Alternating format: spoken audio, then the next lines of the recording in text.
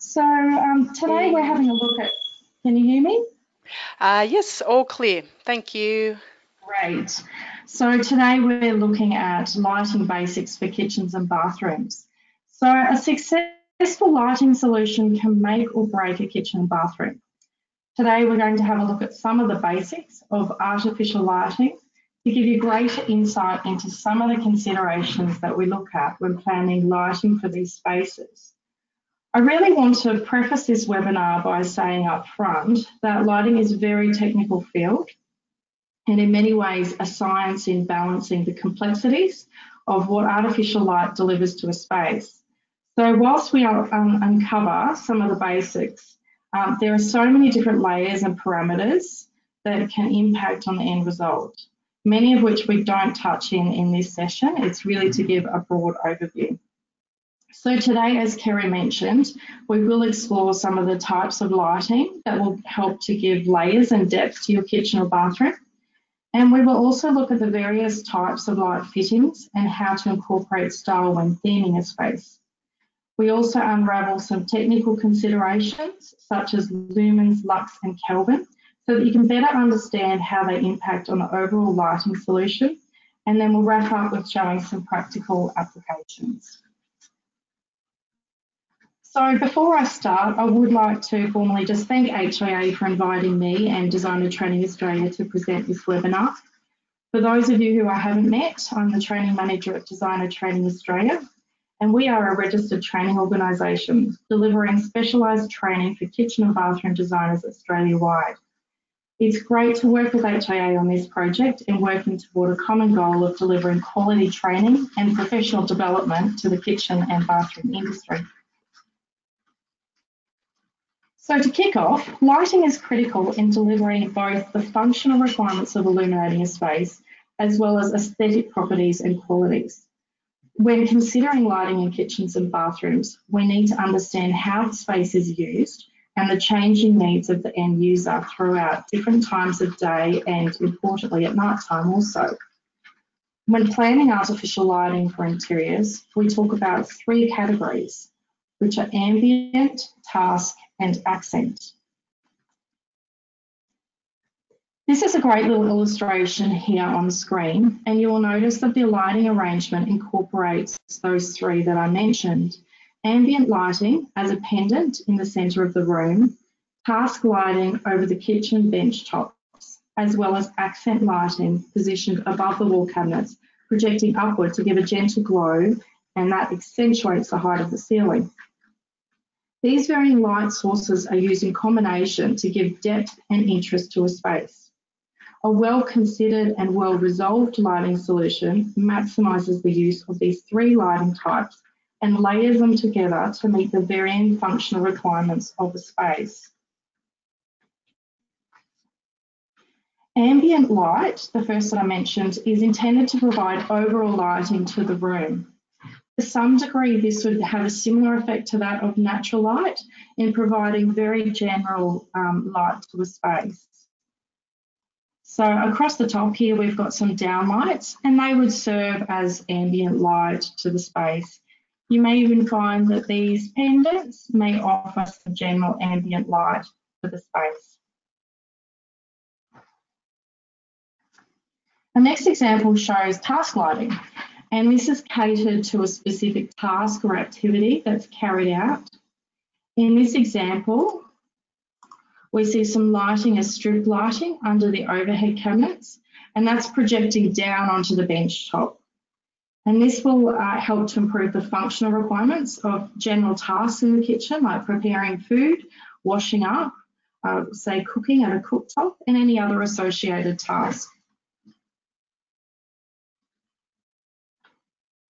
Accent lighting, as we see along the bottom here, is focus lighting, and it's typically targeted at decorative elements or in achieving a mood.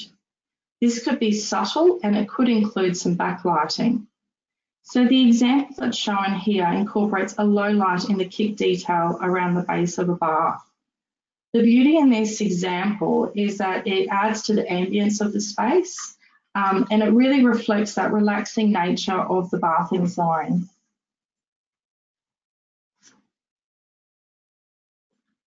So understanding the different layers of lighting, let's now take a look at the aesthetics of the actual light fittings. We'll look at the type of fittings as well as styling the lighting to suit your kitchen or bathroom theme. First, we'll take a look at some suspended lights, and this one, which many of you would be aware, is a classic style of a chandelier. Chandelier lighting has become a style staple when wanting to achieve glamour, glitz, and opulence in a space. When selecting such a significant design piece, though, it's really important to proportion with the size of the space available.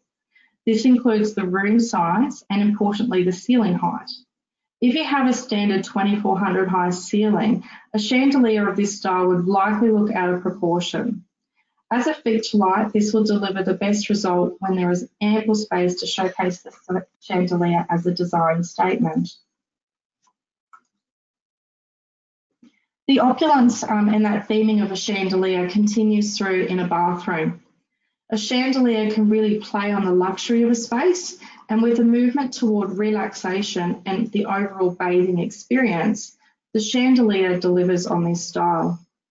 More importantly, when using a chandelier in the bathroom, it's really important to be aware of the zoning requirements, in particular lights above baths, which has become a more regular and more prominent feature in bathroom designs.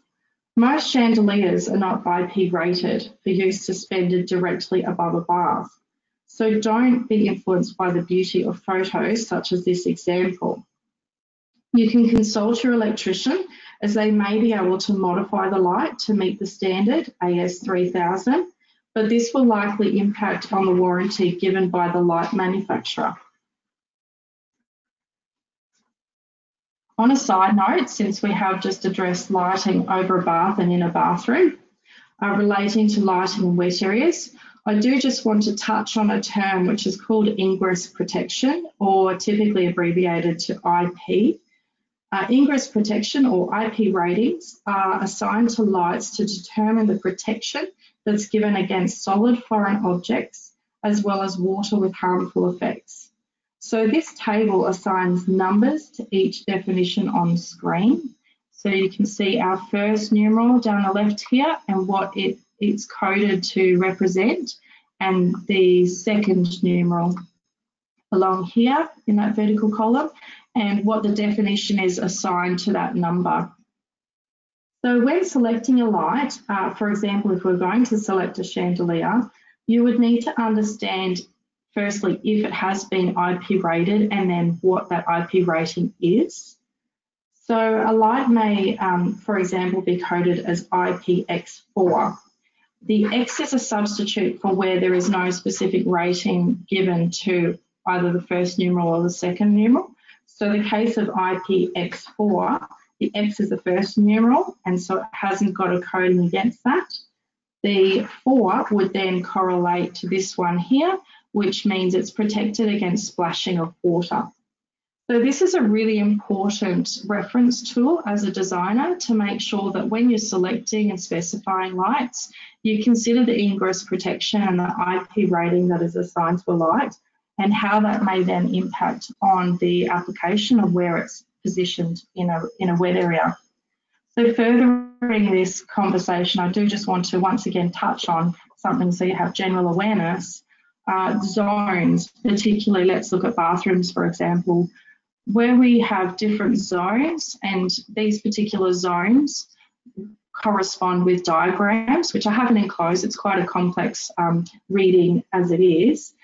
And each of these zones then stipulate the proximity to a water source. And so, for example, if we're looking at luminaires in this category here, we can see that if it was in zone 1, as I mentioned before, IPX4 is the IP rating assigned to that. So then you would need to reference the diagrams to see what area zone 1 covers.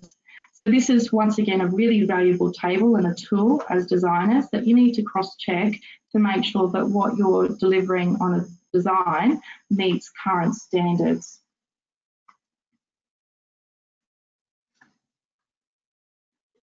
Continuing with suspended lights, I just want to look at this pendant example.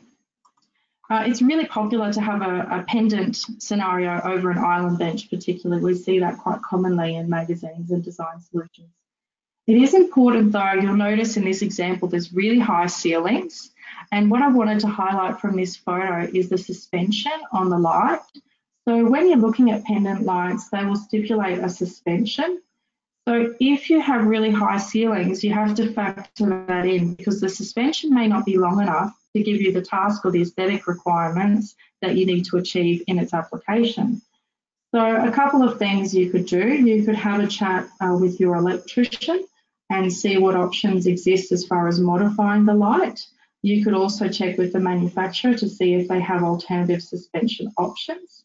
Just be mindful though that the moment you start changing that light fitting, any modifications, you will most likely be voiding warranty on it as you're tampering and changing that original product.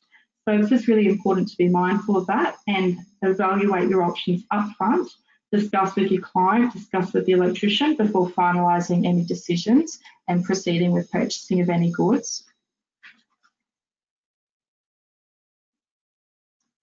Planning the aesthetics of pendants too is something quite important from a design aesthetic.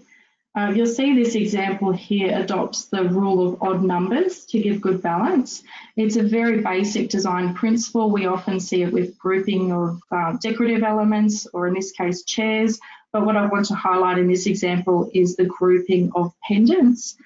So you can see 3 pendants across there in an odd number to give visual balance. The symmetry that this creates in this design gives a sense of formality. So that's a design consideration, whether you want the formality of that symmetry or whether you're adopting a more informal approach. Just importantly, make sure that there's enough space between the pendants, because if you have them too close together, from a visual point of view, it may look inappropriate and may look like they're really bundled in together and not well considered in their planning. If you don't have space to spread the pendants out over that island bench and you particularly want the look of a grouping or a series of pendants, you could consider looking at a theme in, often they come in families or series of lights. So this example here shows 3 different particular forms in that same series. So you get the repetition of colour and material and texture, but you do get the different forms, which could be a nice complement to each other. What I like about this too is it gives you the option to cluster them together, so where you don't have the space to spread them over the feature island, you may wish to cluster them in an area, or that could be in a bathroom. You could cluster them in a bathroom. And having them at varying heights too will add to that dynamic and that interest that it creates in those 2 stimulating the different forms. You could continue with that theme of grouping pendants together, and this example is quite a contemporary look of grouping identical pendants. So the mass of those pendants together gives visual impact and drama to the space. The repetition of the style and the light quality of the glass gives a block of lighting as a focal point. But what softens it is the delicate nature of the glass. So you get the harsh, I guess, staccato effect of that grouping and that consistent repetition of the pendants, but then you get the softening of that from the materiality that it brings with the glass. Just looking at materials and pendants a little bit further, this is a great example of how a scheme can come together with the clean and fresh styling of the cabinetry and bench top, and it's accentuated by the contrast of that chrome finish pendant lights. And the bit of shine that this brings into the whole colour scheme and the whole room, I guess I relate that a little bit in a way to the influence that jewellery can have in an outfit. So it's just that finishing touch that brings it all together. Looking at our LED strip lighting now as a different type of lighting, it's become increasingly popular as the go-to for under cabinet lighting. So that we have efficient task lighting directed down onto our work surfaces. Whilst it sounds like a really easy solution, it actually poses some complexities. It's important to consider the placement of the strip light in relation to the splashback. So here we see this lighting band across here, outset from our vertical surface, which could be a splashback, or in this case, there's also storage there. So the closer this light source is sitting to that vertical surface, the more likely you are going to get reflections and potentially even an unwanted visual band if this is a vertical surface is a reflective surface. Depending on the height of the user also, if we've got lighting just under our overhead cupboards, the potential then is that strip light may be in direct view of the end user, which could compromise the intent of delivering task lighting and in fact be a deterrent to being able to see. So you may actually get that light source directly if it's at about eye height. So for consideration, you could look at recessing the strip light to emulate what would be otherwise a modesty panel, and that may improve the design solution, but there's so many other factors that could come into play too. Lighting under overhead cupboards can also double as accent lighting, particularly if they offer a gentle glow or provide a wall wash, as this example shows, over the splashback surface.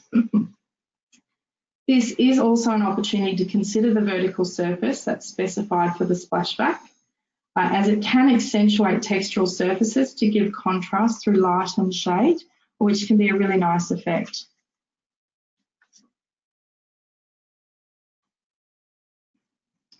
Floor lamps can offer some relief in a lighting solution.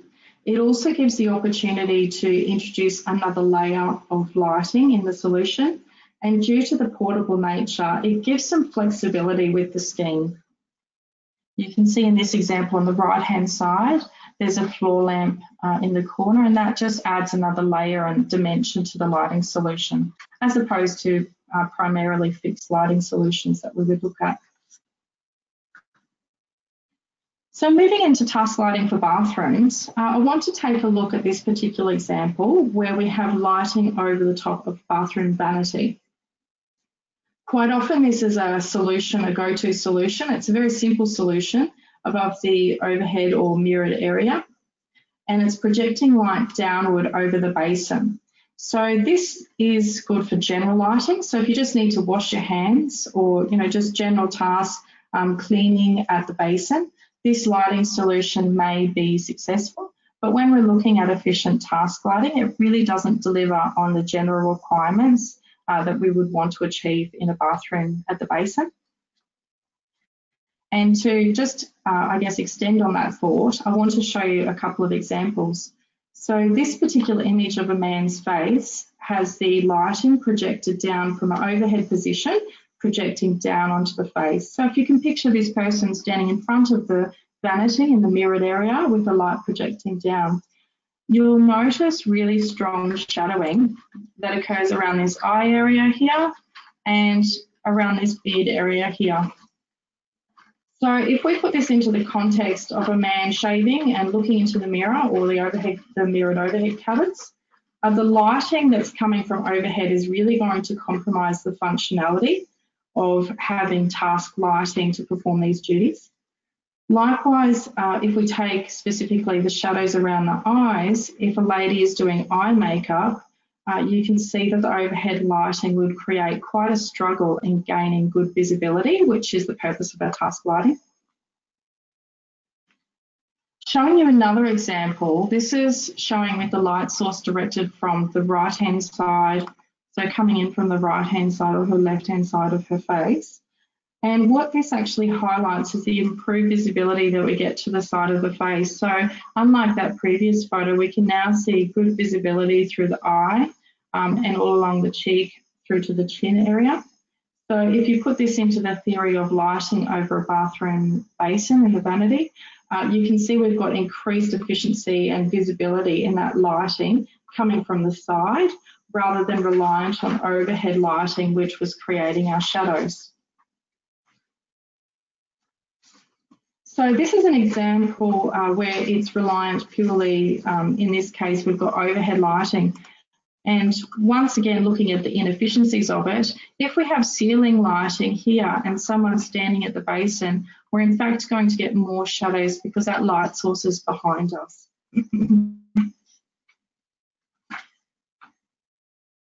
Likewise, another example where the bathroom is reliant on ceiling down lighting, where the task lighting really hasn't brought through those functional requirements that we would look to achieve. This example really highlights the opportunity to capture side lighting, and regardless of the style of the actual fitting itself, looking at what the light delivers to the space, we're going to get a much more well-rounded task lighting by utilising some side lights in addition to our overhead lighting. And obviously the levels of lighting are going to impact on the visibility too, but just highlighting the fact that the side lightings can really offer some great solutions in achieving some task lighting in the bathroom. Back to downlighting, I just wanted to show this kitchen example because the bulkhead and the lighting that's placed just up above here and the way it's projecting down onto these overhead cupboards, it's like blasts of light in a cone that directs across and sweeps across these cupboards. And what I wanted to point out, particularly with the move toward really textural surfaces, quite often we're moving into dark finishes too, where the texture is actually the beauty of the product. These particular lights in overheads, like bulkhead style situation projecting down, can offer some great relief and can really showcase the beauty of textural finishes, because what it does then highlight is light and shade and contrast, which adds some great character to a space.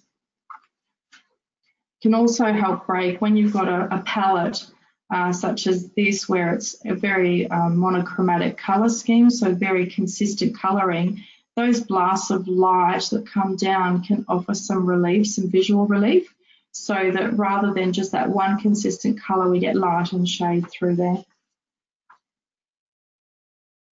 One of my favourite types of lighting methods is concealing the lighting and enjoying the beauty of what the light brings to the space.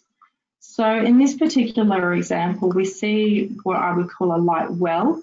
So we've got a concealed area from up here where the light is actually emanating from and bringing that beautiful quality of light into the space. The light spills into the room so that we appreciate the light as a contrast in the space rather than the distraction of seeing the fitting itself. It's a really beautiful lighting method and design planning technique. So something to consider for a really contemporary style and to add beautiful quality to the space. I guess on the same sort of theme we see in this example in a bathroom. So it's a little niche set aside in the shower.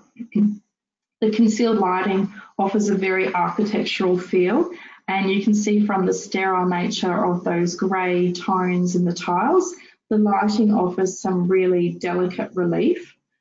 As mentioned earlier though, when considering lighting in wet areas in the shower, we must adhere to the requirements of the zoning and the stipulation under AS 3000 and the ingress protection or IP ratings assigned to lights in this application. So this level of lighting design is typically covered in a lighting short course. It's far more detailed than what we would cover in a webinar. Looking at concealed lighting a little bit more, this particular example shows concealed lighting and the fact that it's illuminating a decorative surface. And in this instance, we're appreciating the qualities of the illuminated surface as opposed to actually seeing the light, particularly useful for onyx and precious stones. In my experience, though, I would strongly suggest testing and measuring the results of different light sources behind these finishes before making any commitments and selections. This includes the distance away the light source is from the actual surface and the potential need for a diffuser, which will help spread the light to achieve a more consistent glow. So if you were to imagine this example, but if you were able to see the actual light source, perhaps let's say they're in strips behind the actual surface, it would be a really compromised design solution. So the way that the light is spread consistently along that back of the island bench is what helps bring the beauty to illuminating that surface.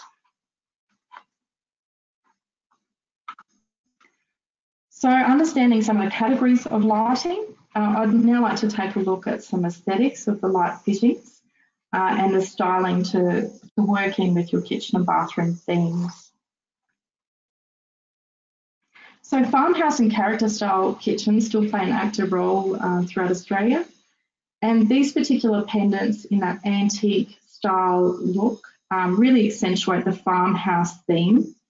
And they add a textural authenticity to the space. So that aged patina and the contrast of that aged look against the light profile cabinetry really accentuates that theme. Then taking some inspiration from the Hamptons, we see the light profile cabinetry, and then the pendant lights have a semi-industrial feel, which delivers a welcome contrast to the beauty of those neat profiled cabinet fronts, that industrial charm. In keeping with a provincial style, the sophistication and decorative elements of a chandelier really show empathy to this particular design style.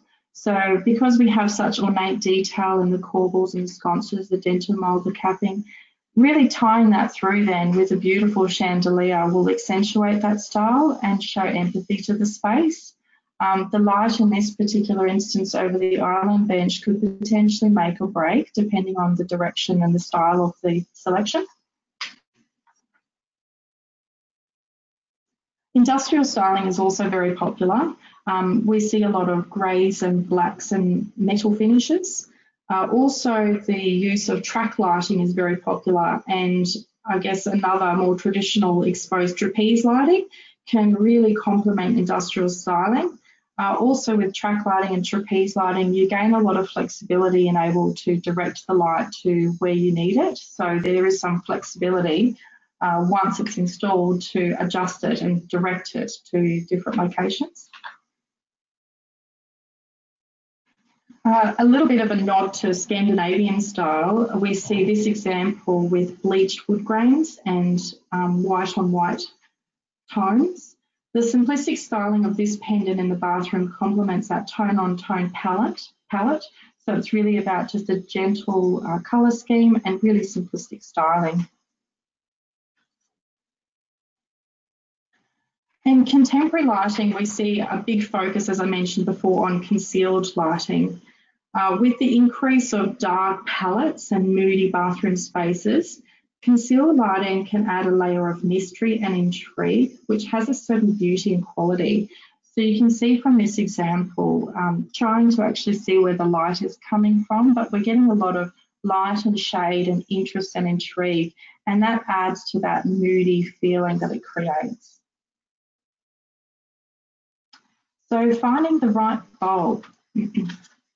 Now this particular label is actually produced by the Lighting Council. It's a good reference tool as a designer to help decode some of these the terminology that we use in lighting, which I will warn you is very technical, and certainly I'm not going to delve into the detail.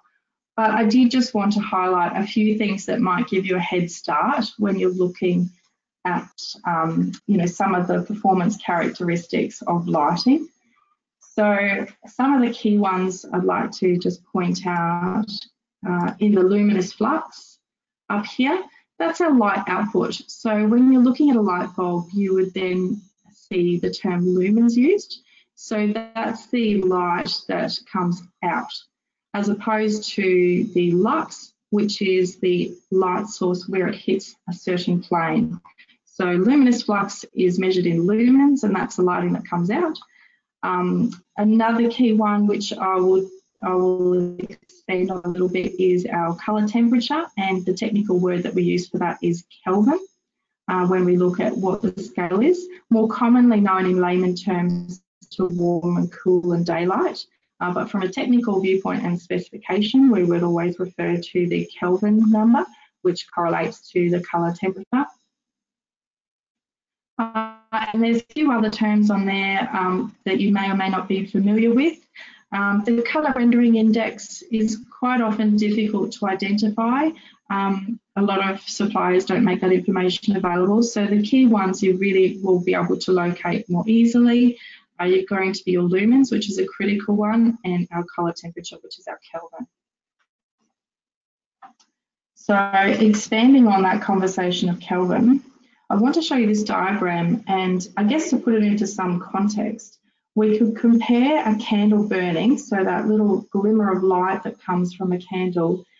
It's called, I guess, a warm colouring, but we would technically call it around that 1800 to 1850 Kelvin, which is at this lower end of the spectrum, through to daylight, which extends up in higher Kelvin value. So the higher the number, we can see the cooler or the closer to daylight.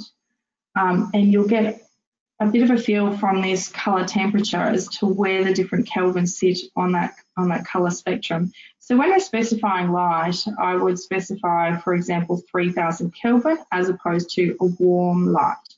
And I would relate this for those who specify even paint colours. Rather than specifying the colour red, you would specify the brand and the colour and the code, which is the technical term. So that we all have that communication language that's consistent, because someone's interpretation of warm or daylight or cool could be different to your interpretation or the client's interpretation. So this technical terminology, the Kelvin, the colour temperature, is what we use to convey our information on the colour specification of the lighting. So in context, the colour, the Kelvin, is going to have a big impact on how the space may feel. So typically, if we want to make the space feel warm and welcoming, we would choose a lower end spectrum of the Kelvin. And personal preference can also come into play here too, because where we might have task or even office responsibilities, so we've got paperwork and things like that, we may choose a higher Kelvin as a better work zone task area. But as I said, the personal preference does come into play in selecting that.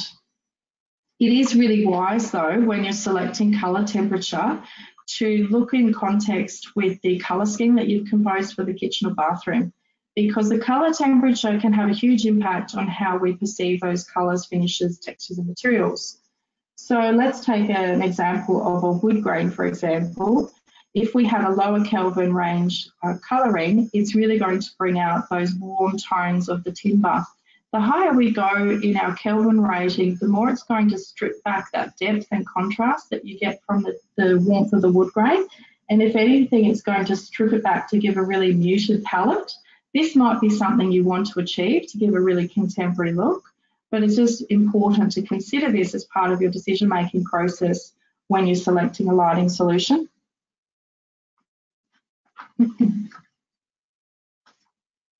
Lumens and lux. This is a little bit of a technical thing, but I did want to just touch on it. So lumens, as I mentioned, consider your lumens coming out of this particular, let me get my pointer. The lumens are the measurement taken from up here. The lux is where it hits the surface. So you can see the further away we're traveling from the light source, the lower the lux level.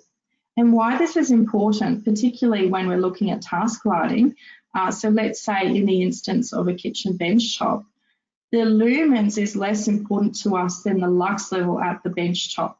So the lux level tells us the light as it hits the plane, as opposed to the lumens is the light as it's coming out of the light source. So when we're planning lighting over our bench tops, we're actually then looking at the lux levels that we achieve to our work zones. And to, I guess, put that as a snapshot, AS 1680 provides some guidelines as to lux levels that we would look to achieve in certain zones. Now, this might be all very confusing, so to understand how we measure this, we can use a little device called a lux meter or a light meter. So when I'm evaluating a site for its existing lighting conditions, I would use this meter, which the sensor is located. So the sensor is located over here, and it's going to give you a reading here, a number here. So that's going to tell us our current lighting conditions. So you can actually evaluate the existing site using one of these. They're fairly inexpensive to purchase, but a really valuable tool for anyone who's specifying lighting. And that way you can see what lighting conditions you're working with and understand the current conditions before you look at planning, if it's a renovation, of course, before you look at planning and a new solution for that lighting. And now I'd like to take you through a journey, a bit of application in looking at some examples of kitchens and bathrooms. So this particular lighting in the shower recess, I've mentioned before, obviously we've got IP ratings to consider and zoning. I will also highlight from this example, you can see from the mobile nature of that shower head, that will actually impact on the zonings because we take that from the furthest point from where the water source can extend. So just something to be mindful of. I thought that mobile shower head highlights the point. Little example of lighting from underneath the overhead cupboards in a vanity situation. Once again, that might be great task lighting if you're washing your hands or anything of that nature, but doesn't address the task lighting required for other duties. Perimeter lighting. So this particular example showcases perimeter lighting really well around the mirrors, but it also highlights the textural qualities of that vertical surface. So the lighting gives depth to that textural surface. So you can see light and shade, and that's really highlighted by the lighting. Without that lighting, it really wouldn't do justice to that textured surface. I particularly like this example of side lighting. It's integrated into the frame. So just down the side here, you can see a little frame, which that would act as a bit of a modesty panel so that the lighting is projecting to the side. That's just going to aid the user a little bit more so they've got less direct light into their eyes and more directed generally to the task at hand. So that little modesty panel will actually perform really well as give a good aesthetic in concealing that light source from direct view. This particular example with strip lighting under the overhead cupboards creates quite a dominant horizontal banding. I think for me what this highlights, whether it was a deliberate aesthetic to accentuate the horizontal geometry, but what it highlights for me is the opportunity for dimmers as well, and they're a really valuable tool as a designer to incorporate lighting on dimmers so that you do have some flexibility in the space and how that changing need of the space can be accommodated. You do just need to check though that the lighting selection that you make is available as a dimmer because not all lights are. And with a little bit of industrial styling, this particular one with pendants across the island bench. So the placement of the and the alignment of the pendants sweeping through this plane here draws our eye. So it creates, the pendants create an implied line through to our focal point at the end. Deliberate or not, this emphasises the view through to the end of the kitchen. So you can see how this acts, looking at our elements and principles of design, the placement of the pendants draws our eye through the space and leads it to the end wall. I really love the way this particular image showcases the beauty of contrast, so light and shade in lighting. And it's really one of my favourite techniques when I'm planning lighting because it's actually the way the light falls, in this example, the way the light falls between the timber detail on that ceiling line creates a sense of drama and mystery. So from a visual perspective, creating shadows enhances the beauty of the illuminated spaces. It's the light and dark contrast that delivers the character and quality to the space. So you can see in this tone-on-tone palette, it's actually the lighting that gives that contrast and depth to the space. Shadows is such a valuable thing in when you're planning lighting, but importantly, it's to be deliberate shadows because that's then going to give the contrast to the illuminated spaces, and that's what gives depth and interest in your room.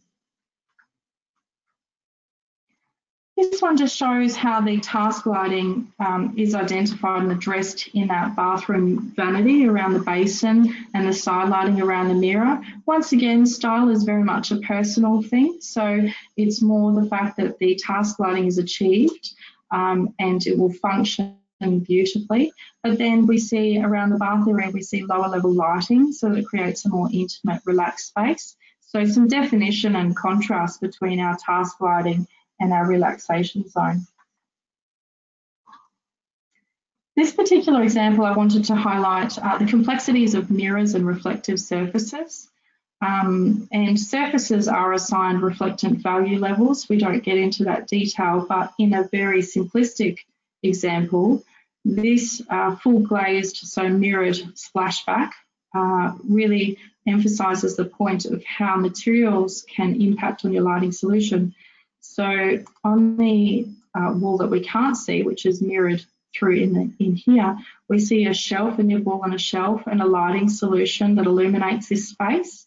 What I do want to express is that with the addition of mirrors and reflective surfaces, we need to consider how that lighting solution will be perceived when you're looking at it face on, but also how will it be received and viewed from different angles when we've got different vantage points that will capture these reflections and mirror images. So just something to be particularly mindful of when you're designing in bathrooms where we see lots of mirrors.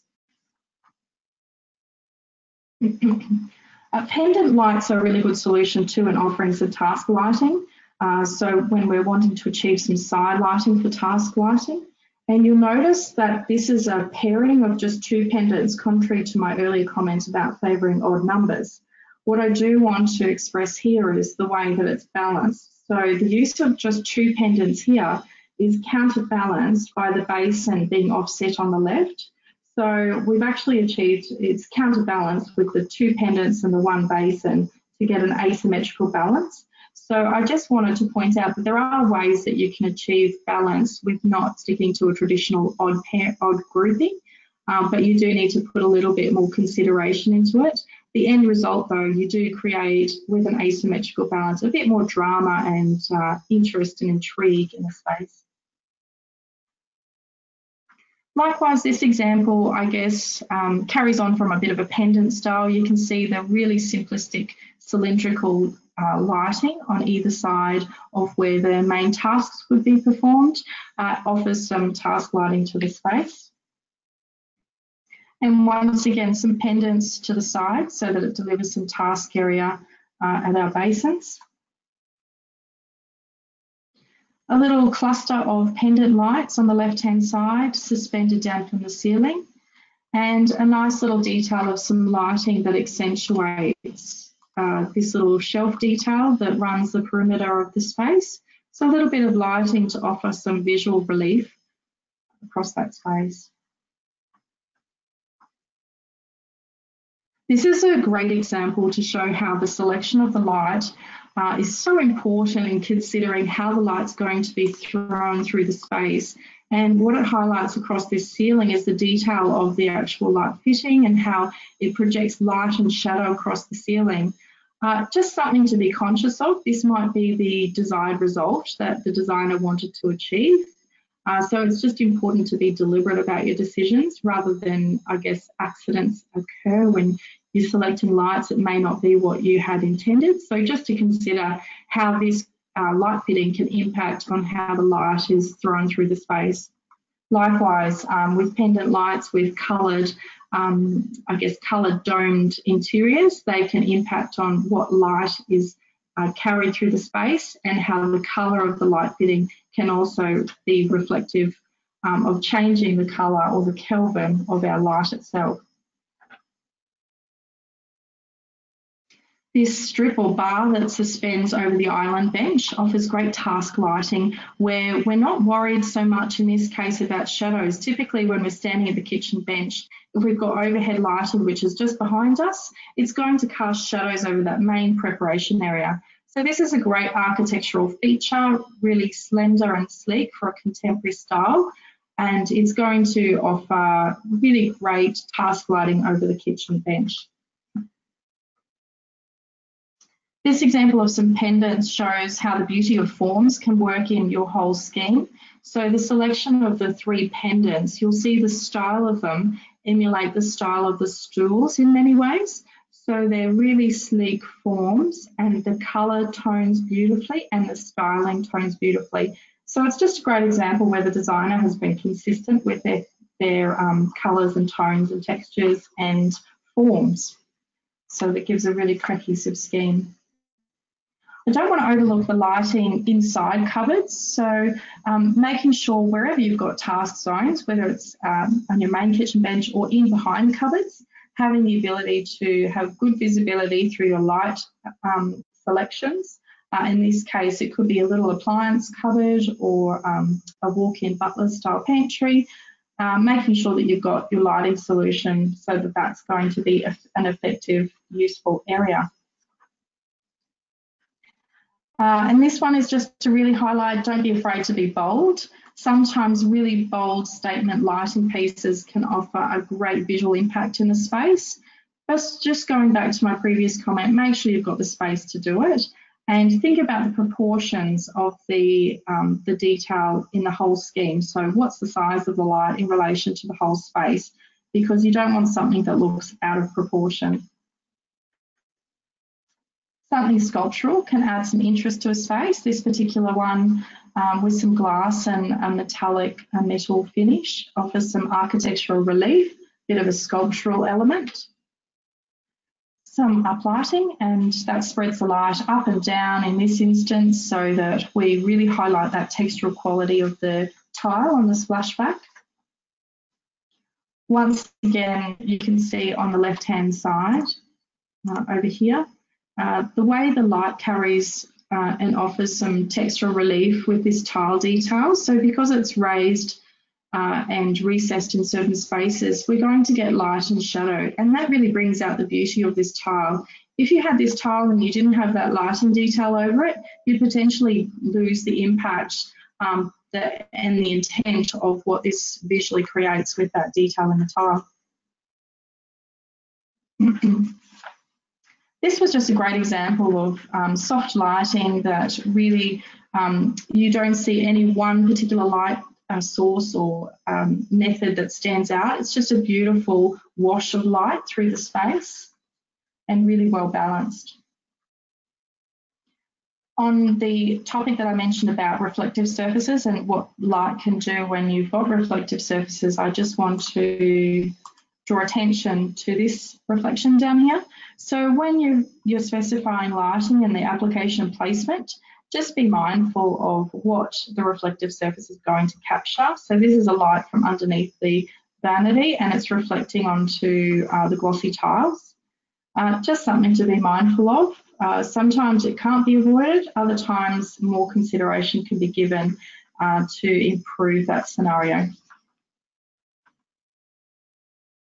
And a lovely little detail here of some lighting, once again concealed lighting up underneath here, and some lighting that's concealed from view that washes down there.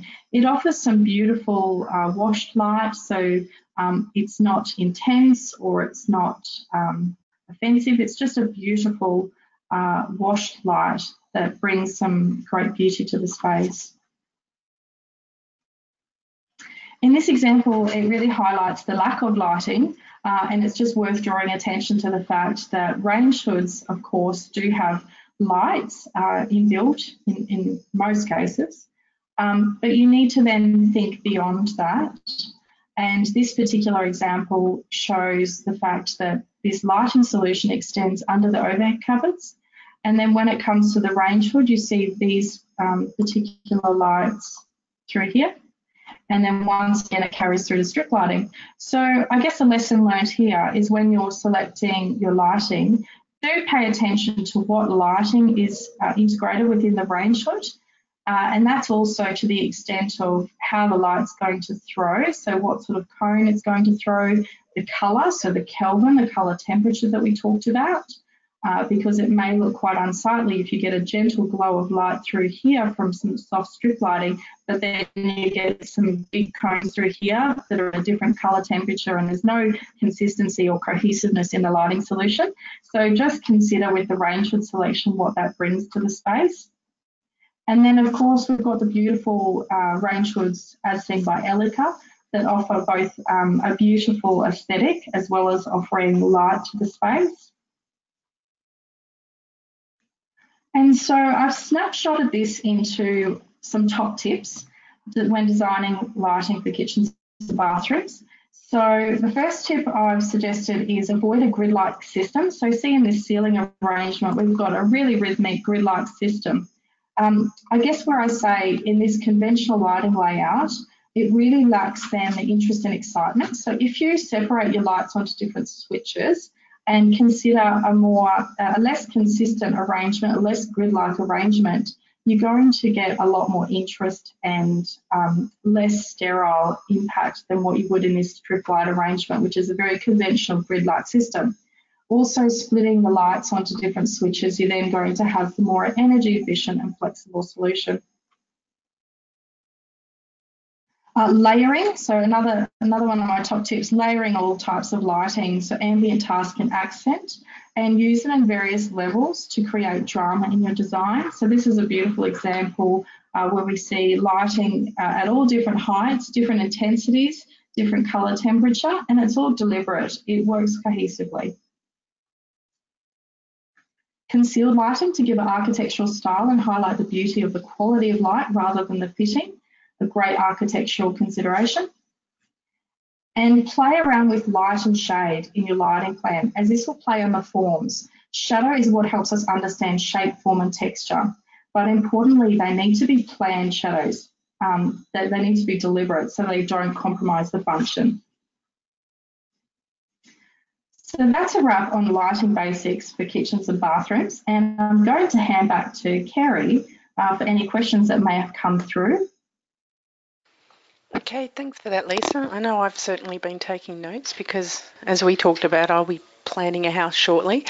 One of the things I know you mentioned a couple of times was that deliberate shadows, and I know in the house I'm in at the moment, there's subway tiles, and because of the height of the ceiling, they've had to use side lights. Sorry, I'm not sure the technical term, and it's, I guess, shown that the walls weren't actually quite straight when they've laid those subway tiles, and so haven't got the deliberate shadows aren't actually deliberate. And it was something, I guess, that wasn't sort of factored in.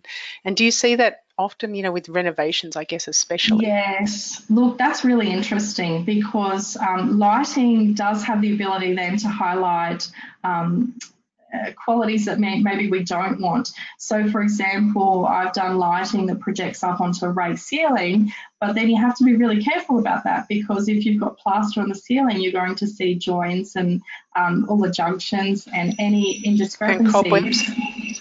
Yeah, and cobwebs. So you do just, and that's, I guess, where I highlight the fact that it does need to be deliberate. Looking at the sophistication of lighting, we actually have lighting programs that help us calculate lighting and where the light's going to throw in the reflection. So it's such a complex beast, but I think hopefully some people will take away some of the basics. Yeah, and I think another point you made was, and it's something that I've noticed, we put a night light in near a staircase, which is fine until you're sitting down in a lower level and then it shines right in your eye. And it's something that we just didn't even think about at the time when we were getting it put in because, you know, it serves its purpose of lighting up the stairs. But yeah, we didn't sort of factor in that when we're sitting in the lounge room, it's just at eye level. So yes, right. So some sort of modesty panel or something to give it some setting for offering a task that it needs to perform. Yeah, I think next time we'll just be a bit more conscious of it, and I think it's, you know, you've brought that sort of to my attention that I really need to factor it in when I'm planning my next house. Carmen has asked, where do you purchase the Lux meter from? Well, we do sell the Lux meter at Design and Training Australia, or you can do a Google search. They are readily available. I will also say that many phones that have light meters on them will be able to download a Lux or a light level app. I would stress though that the accuracy of them is far from what you would gain from a Lux meter. So if you want to have a play around with it, just to understand the theory, you could try an app so that you can have a bit of fun seeing the different light levels, but that's if you've got a light meter, if you've got it's for your camera settings on your phone, if you can do that. But otherwise, yeah, you can Google online or you can contact us. Yeah, I think it's amazing that when you've shown some of those photos that the difference some of that, even just that subtle lighting can make, and it just makes it can transform a bathroom into looking something like you would go into a fancy hotel and see. And, I guess it's a fairly, can be an inexpensive way to add that touch of luxury. Yeah, absolutely. And even when you're looking at your entry level kitchens and bathrooms, if you're not looking at using some of the more luxurious and more expensive finishes and materials, lighting is a really great, cost effective way to get some contrast, depth, and interest. It's a really valuable tool in the designer's toolkit. Okay, so if anybody has any more questions, just quickly type them in because we're now at what's 2 o'clock here on the East Coast, and we'll be finishing off so Lisa can get back to her four other jobs that she has to do. Just before we do shoot off, Lisa, can you just give a little bit of info about what you'll be covering on the 3D CAD drawing webinar, which I think is it 2 weeks? Yeah, 2 weeks from today, isn't it? Yep. Yeah, okay. So a lot of people will ask about what CAD can do for their client presentations. And what we want to address in the presentation is really how the tools and techniques you can use to help convey your ideas. We'll be taking you through some virtual walkthroughs in computer-aided design and showing how colours and textures can be added to those 3D renders, and really some of the technology that's available and really accessible for designers. So they have options there for conveying their design ideas really accurately and graphically to a very professional level. Great. And I do have a couple more questions. And I was just typing away to somebody, but what software, Carrie asked, what software do you use to create lighting plans? Oh, see, there are some free ones. I'd have to look up the names of them. But some of the lighting designers that we work really closely with, their programs would be out of most people's price bracket. But if you have a look online, though, you'd be able to, there's some that you can actually download for free as a trial. Okay, so you can play around with them. That's always handy. Yeah, I must warn you though, it's the sort of thing you need to understand a lot more about the science of lighting before you do it.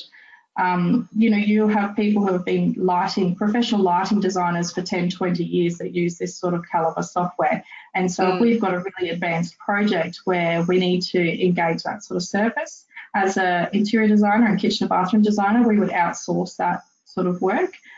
It's far beyond what you would do if you're actually calculating all of those formulas. It's beyond what you would typically do as a kitchen and bathroom designer. Generally, our main calculations would be calculating lux levels, which is really easy formulas. Not easy enough that I can rattle them off, but they're easy enough that you can actually calculate them on a calculator without needing software. Oh, okay, great. Now, I just wanted to let everybody know that the webinar, I've had a few people asking about the recording. It will be available on the website shortly. It takes a few days to get the recording done, and I think I'm going to be able to add the slides. Is that right, Lisa? I didn't check with you Yeah, before. I should most have. definitely. I can send them through to you. Oh, that's great. Yeah, so we'll include the slides. I've had a lot of people asking, for a copy of the slides and just some of the documents that you've covered today. So, and I'll also send out a link for the CAD drawing webinar. I know a lot of people want to jump on that one as well. And what was my third thing I was going to say? I'm sorry, I've gotten myself sidetracked. I think it was about CPD points. So people in the states that need to do CPD points, if you need to accrue your points, please just shoot me an email with your membership number so I can get those added to your online diary.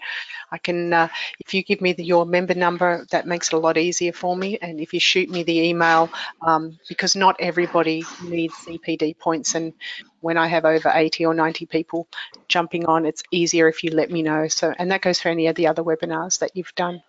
Okay, a couple more questions have come in, and are you okay, Lisa, to stay on for a few more minutes? Yeah, I've got a couple of minutes up my sleeve. Great. Firstly, Beth wanted me to pass on thanks to you, Oh, and thank you, Beth. Jeff as well. And thank you, Jeff. Um, That's lovely. okay. Simon asked, what do you think of mirror reflection of overhead lights instead of side lighting for task lighting? Sorry, say that again. Mirror Yep. So, reflection. yeah, what do you think of mirror reflection of overhead lights instead of side lighting for task lighting? Yeah, look, the thing you need to be mindful of there is glare, which is a big consideration when you've got reflective lighting. So it could potentially be an option, but you just need to then factor in the glare. Okay, yep. And that was one of the things I know we talked about with that when we example of say the under cabinet lighting that you might also need a diffuser just to diffuse that light as well. Yes, yeah, that's right. Great. All right, I don't think we have any other questions. Sorry, I was just reading through them and a few people have asked for that link for the next webinar, so I shall send that out. Was there anything else you wanted to add before we finished up, Lisa? No, I'm done. Okay, great. And people, if they want some more info on Designer Training Australia, you've got your website there. They can have a look there. If anybody has any other questions that you think of afterwards, please shoot them through. You'll no doubt have my email address. It's kate.wilson@hia.com.au. You've probably had so many emails from me these days that you know it off by heart. But if you do think of any questions afterwards, please shoot them through, and I'd be happy to send them through to Lisa and twist her arm and get her to answer them for us before the next webinar. Thank you everyone for joining us, and thank you, Lisa. I will talk to you again on Thursday, July the 12th, same time. Lovely. Talk to you soon. Great. Thanks everybody. Bye.